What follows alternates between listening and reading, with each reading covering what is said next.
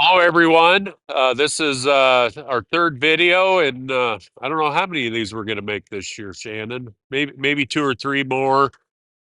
Seems like so far we're getting a lot of views, hearing a lot of positive feedback from growers.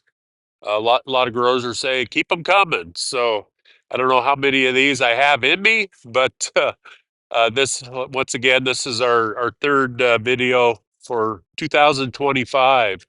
Today is May 15th, a little different than 2 weeks ago when we filmed the first two videos. That day we were supposed to hit a high of 82. I think Shannon and we were in short sleeve shirts. It was beautiful weather. Since then, we've cooled back down. I think today's supposed to be a high of 58. We actually picked up about a quarter inch at this site last weekend. Hopefully, predictions hold true. Seems like you got a 50-50 chance to be a meteorologist anymore. But we're supposed to pick up about another 3/10 this coming up weekend. Hope we get it. This site here, I want to thank Doug and Trevor Stout. This is just east of our East End facilities in Genesee. Uh, Doug and Trevor gave us about 2 acres here. Probably the big thing we're really excited to share with everyone is this is our newest up and coming large chickpea variety. We tested this variety for the last 2 years. Actually comes out of European breeding program. We're working with Land O'Lakes with this one. Um, and what we're looking at right here is actually a breeder to breeder seed increase.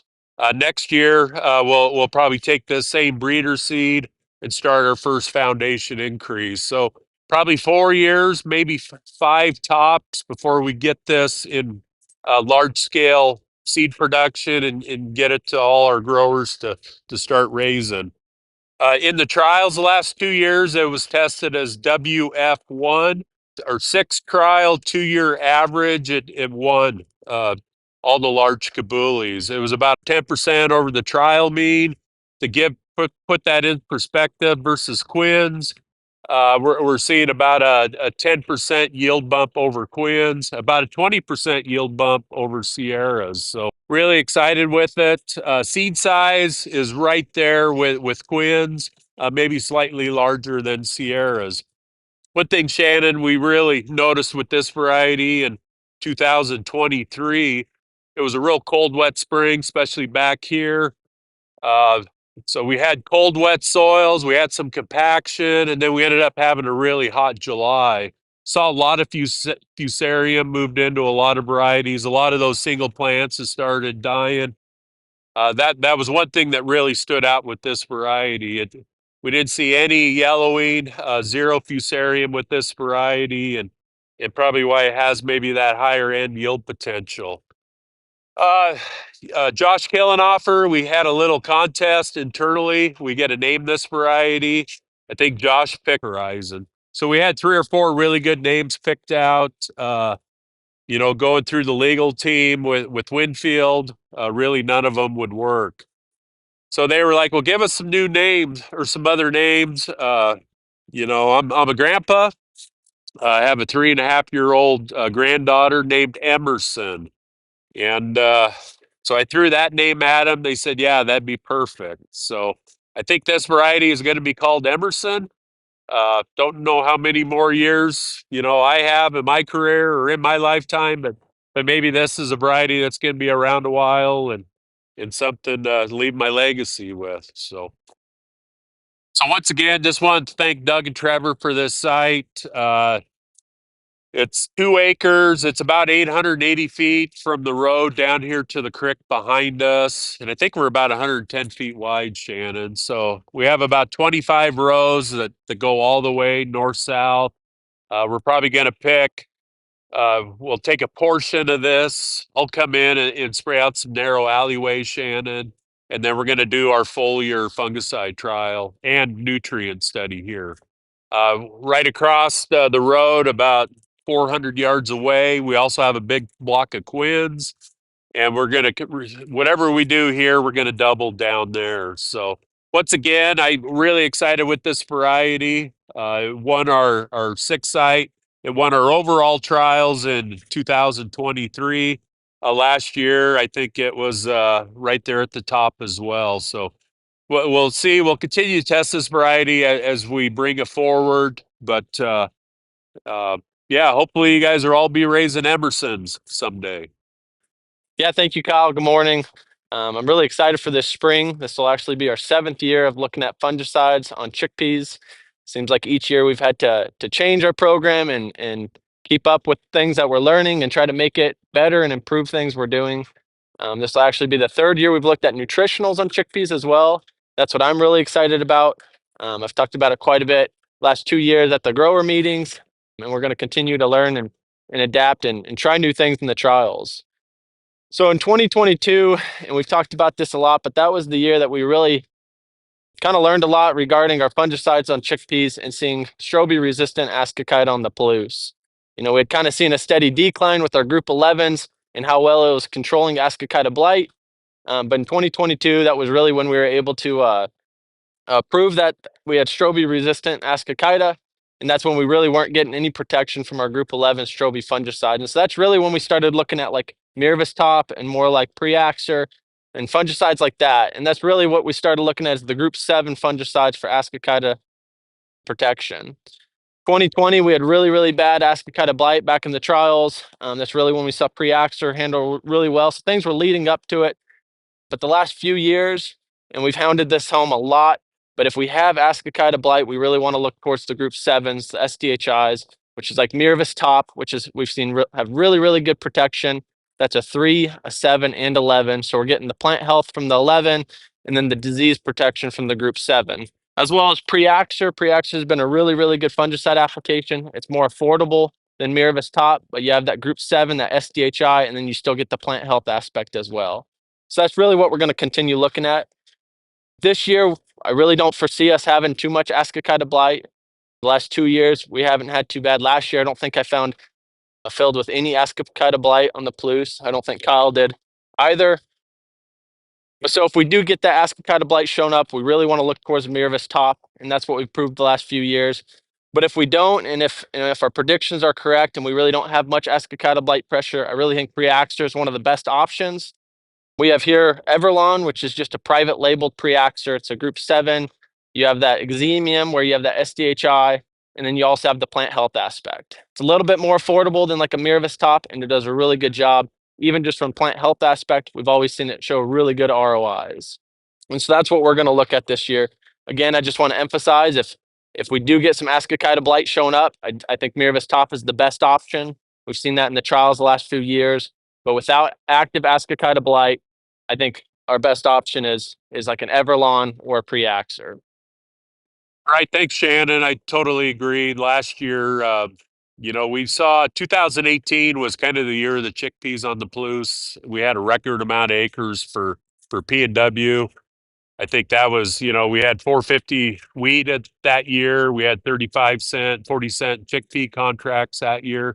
We actually had a couple guys that planted chickpeas back on chickpeas. What we really saw after 2018, especially those fields that went beans on beans, we saw ascochyta really explode. Of course, we had 2020 was a record year for moisture, a record year for yields. We had growers out there spraying Preaxer every 7 days. We had seen really good luck with my crop in the trials, especially on the plant health. That was one we were really promoting. We had a my crop with a full nutrition package with it. And then 2021 was a drought year. Really didn't see any pressure that year. 2022, it was kind of the last year we really saw ascochyta. In our foliar fungicide trials across the road, my crop or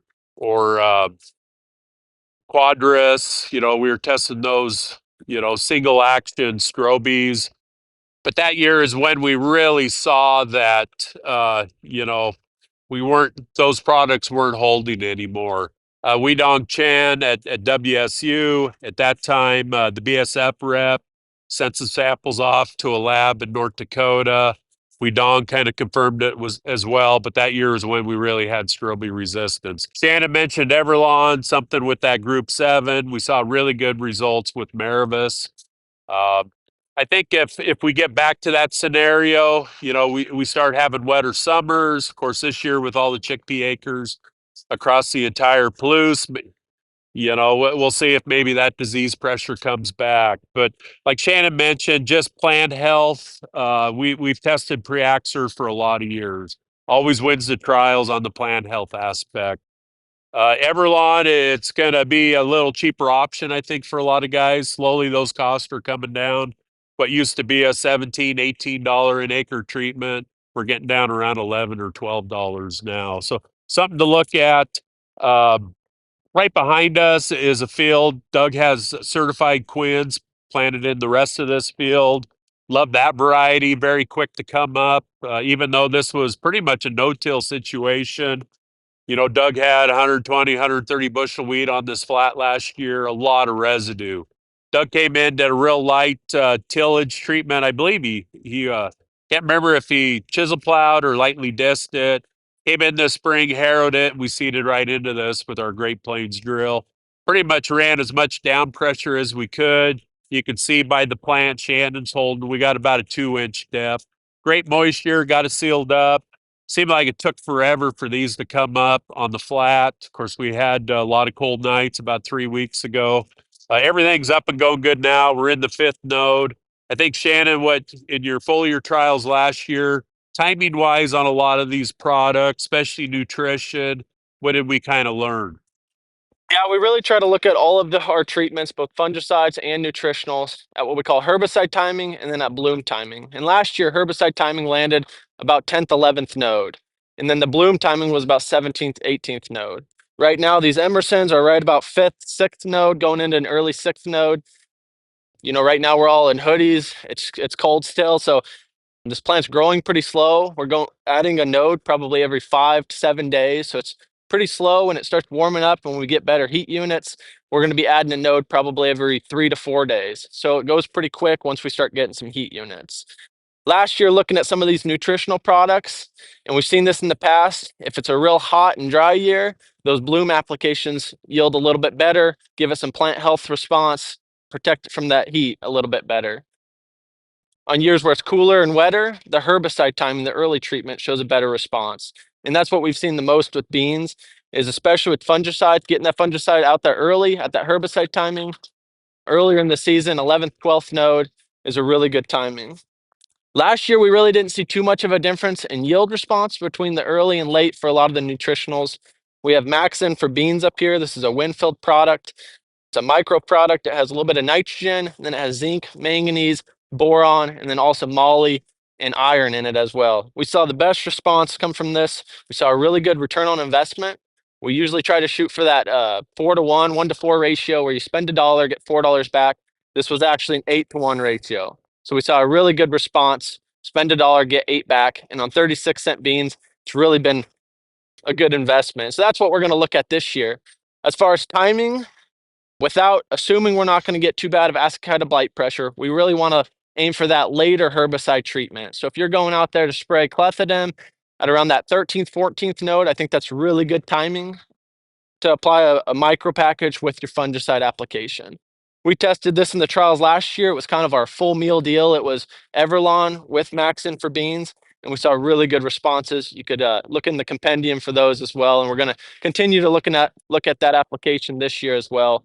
But that's been what we're really shooting for, is that 13th, 14th, that late herbicide treatment, and trying to avoid having to go out there at bloom if we don't have to, if we don't have that disease pressure.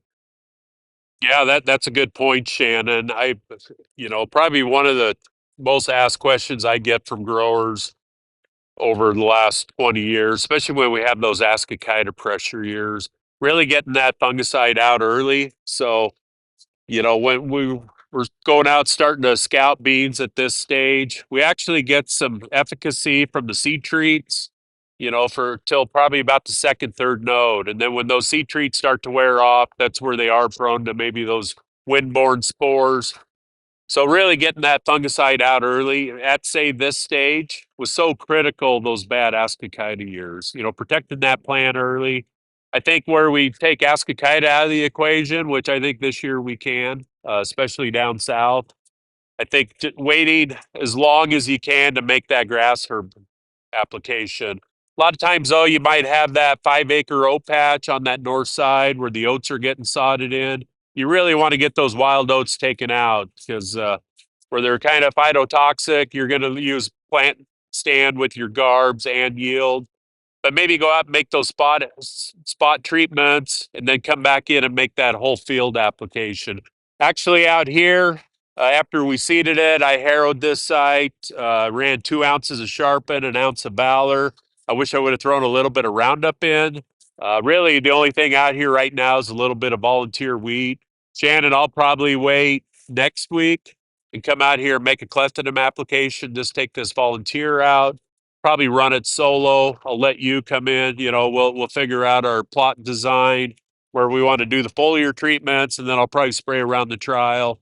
I'm probably wait till 16th, 17th node. We really want to get a lot of yield out of these. If we can get a 2,000, 2,500 pound yield on this flat, that's just going to bring this variety that quicker. So I'll probably run, Everlawn with the Maxin for beans, really try to promote that growth, get as much yield as we can. Sure. So we're going to continue to look at all of the treatments in 2 different sites. We actually added a few treatments this year, looking at a few different micro packages. Like I said, we've seen really good responses with Maxin for beans. Again, this is a Winfield product. What I really like about the Maxin line is it's all amino acid based, so it's readily available. We've talked about this a lot, but the timing of the application is what we keep targeting. We're talking about that 13th, 14th node.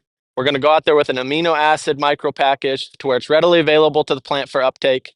The Maxin products also contain a corn sorb technology, so it just allows for more of those nutrients to break through the leaf defensive barrier and get into the plant. So more of the applied nutrients are available to the plant. More of the applied nutrients are actually able to be taken up by the plant.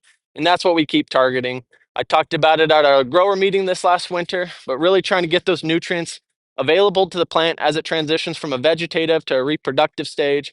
So as it starts blooming, that 17th, 18th node, those nutrients are available for the plant and can really help support that reproductive stage, help support it in flowering and pod fill. That's really when we're going to see it help with bean size. And so that's really what we're trying to do is get it out there, have it available to the plant, and allow for the plant to start benefiting off of it while it switches to that reproductive stage and focusing on pod fill.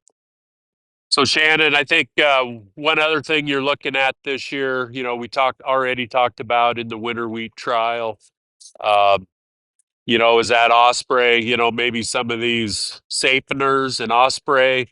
Right now, the only thing I've seen out here broadleaf wise, I've seen a couple China lettuce pop up.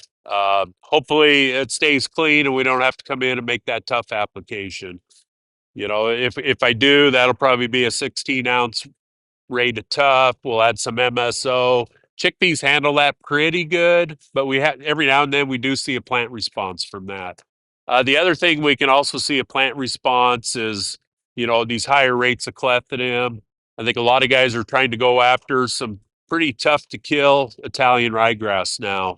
So there's some pretty hot mixes that are getting mixed up. I know guys that are, adding a lot of fertilizer with that clethodim or MSO, and that can ding the garbs up. Do you think maybe looking at saponers also, is that something we're going to address this summer in the trials? No, that's a great question, Kyle. It's a tough line to play because we're really trying to make that mix hot enough to burn that wax layer off the Italian rye, get a good kill. It's pretty tough to kill Italian rye anywhere right now. So we're trying to make it hot just to see if we can, hurt those stands and try to, set that Italian rye back a little bit. But yeah, we've actually been looking at it the last few years. Last year we looked at like High Tide and Voya Grow. We saw a really good response this year. We're going to look at Convey Pro, which is a seaweed and carbon source together. We talked about in previous videos on wheat.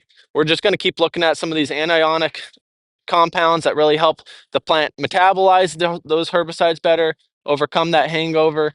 We need to be careful because we don't want to protect the weeds, but we want to help that plant recover from that application and get over that hangover quicker. So yeah, in the next few weeks, probably around that 10th, 11th node, herbicide timing again, I'm going to come out here and make those those nutritional applications, as well as that early fungicide application. Probably middle of June, late June, we'll make that that bloom application around 17th, 18th node. Really depends on if we get some heat units. Hope we keep getting some rain showers. It's really, really helping. And so we're excited to continue through the season, making these applications, and really excited to bring it to you guys at the end of the season. Thanks for watching, and we're excited to finish out this season.